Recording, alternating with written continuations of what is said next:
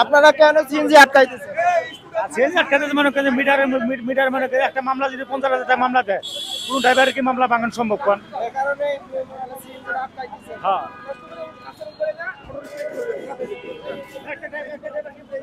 ভাই ভাই আপনি কথা বলবেন, একটু কথা বলবেন।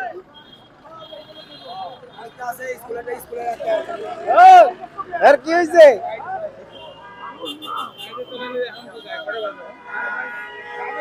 আসলে হচ্ছে যে এদের যে বিআরটি থেকে অনুমোদন দেওয়া হয়েছে যে আসলে 50,000 টাকা মামলা দেওয়া হবে যদি কোনো সিএনজি ড্রাইভার যদি মিটারে যাত্রী না নেয়, তাহলে কিন্তু 50,000 টাকা জরিমানা গুনতে হবে এবং 6 মাসের জেল।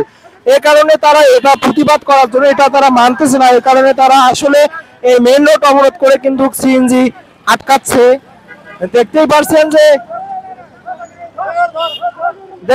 যে আসলে এই যে সবাই কিন্তু এখানে সিএনজি আটকাইতেছে। আমি এই মুহূর্তে আছি কলেজ গেট মোহাম্মদপুর এলাকায়। আসলে পুরো ঢাকা শহর মিলে কিন্তু তারা এই সিএনজি এই এই আন্দোলন চালিয়ে যাচ্ছে। আসলে সবাই কিন্তু দেখতে পারছেন দর্শক।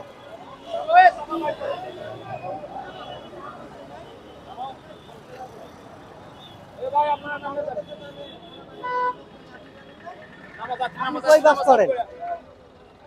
আপনি থাকেন কোন জায়গায়? বিদেশে? আপনি শুনবেন না কেন?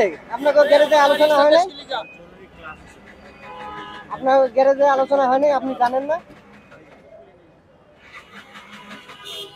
ভাই ভাই ভাই আসলে আসলে কেন সিএনজি আটকানো হচ্ছে?